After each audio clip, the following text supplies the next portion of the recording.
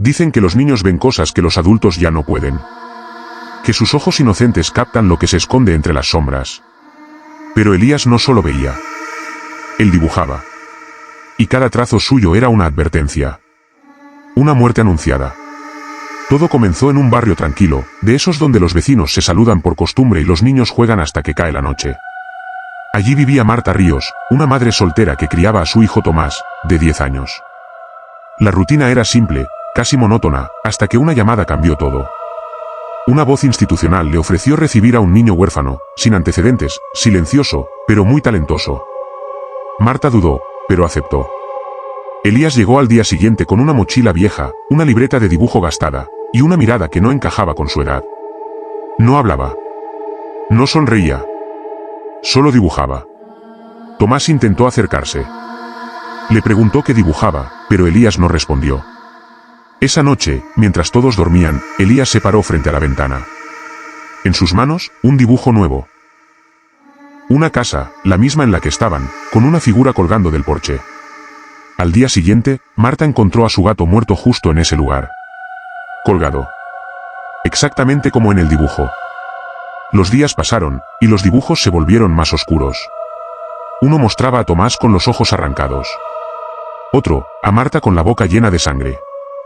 Cada imagen era más precisa, más perturbadora. Y cada una parecía anticipar algo real. Una noche, Marta soñó con alguien llamándola desde el porche. Al despertar, vio a Elías parado frente a su cama, sosteniendo otro dibujo. Esta vez, era ella, acostada, con una sombra negra encima. Elías susurró por primera vez, «Es lo que va a pasar». Marta intentó deshacerse de los dibujos, quemarlos, esconder la libreta. Pero cada vez que lo hacía, aparecían nuevos. Más detallados. Más crueles.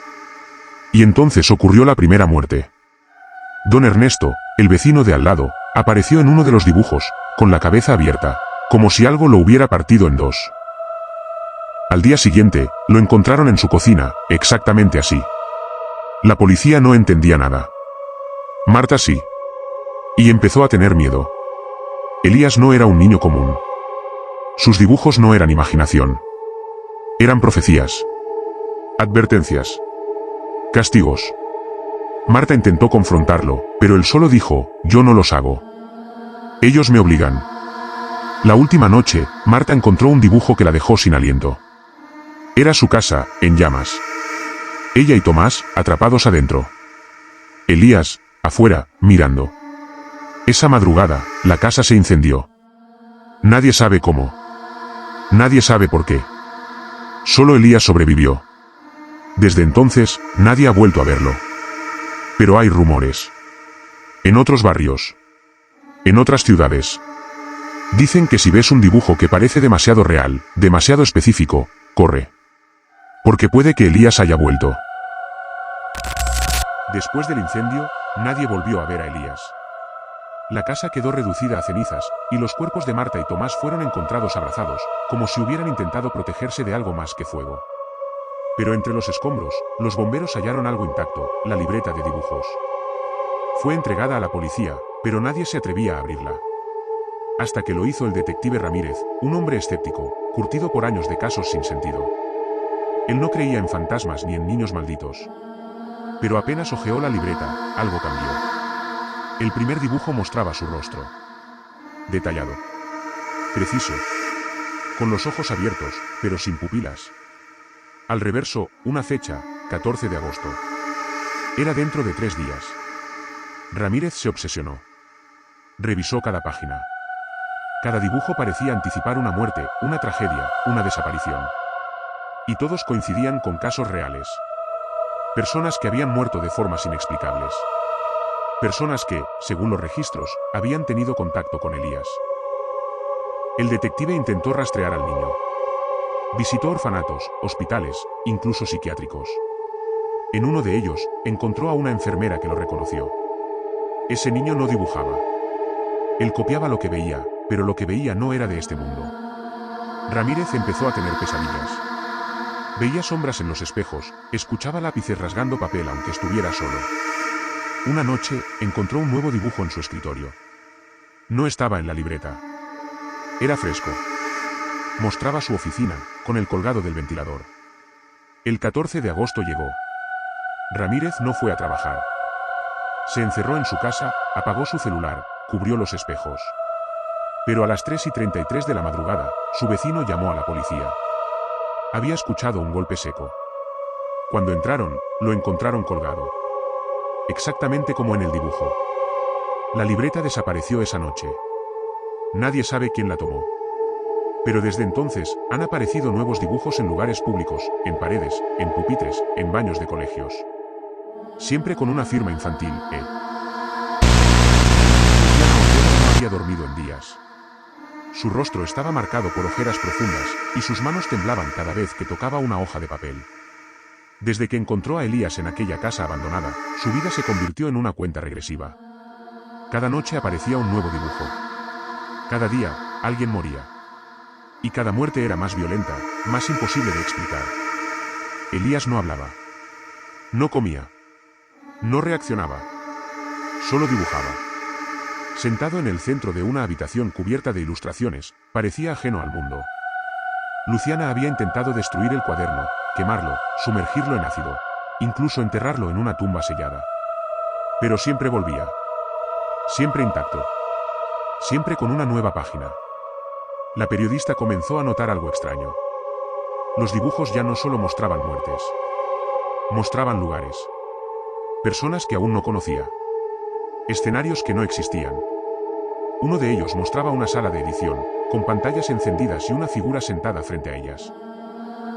En la esquina, una cámara grabando. En el centro de la imagen, un rostro que se parecía demasiado al suyo. Luciana entendió que los dibujos estaban cambiando. Ya no eran profecías. Eran instrucciones. Desesperada, decidió buscar ayuda en lo más oscuro de la red. Encontró un grupo de ocultistas que afirmaban conocer el origen del cuaderno. Según ellos, no era una obra humana. Era una puerta. Cada dibujo era un fragmento de una entidad que no podía manifestarse en nuestro mundo, al menos no completamente. Pero con cada muerte, con cada trazo, se acercaba más. Elías era el canal. El cuaderno, el ritual. Y Luciana, la última ofrenda. La noche final llegó sin aviso. Luciana despertó en su apartamento, pero algo estaba distinto. Las paredes estaban cubiertas de dibujos. No impresos. No pegados.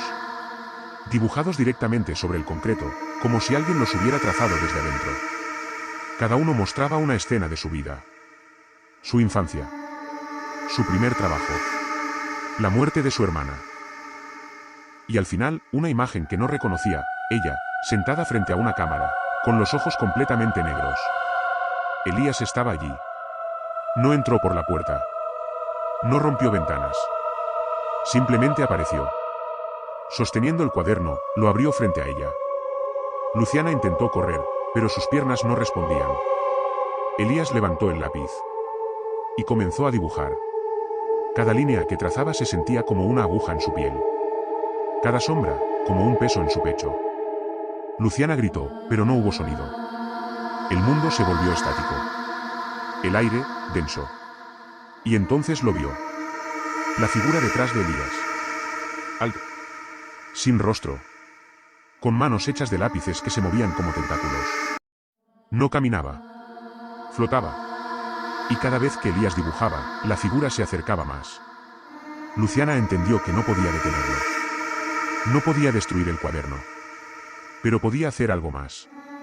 Podía contar la historia. Podía advertir al mundo. Con sus últimas fuerzas, encendió la cámara. Grabó su rostro. Grabó a Elías. Grabó el cuaderno. Y luego, la oscuridad la envolvió. El vídeo nunca fue publicado. Pero apareció. En foros. En redes. En correos anónimos. Nadie sabe quién lo subió.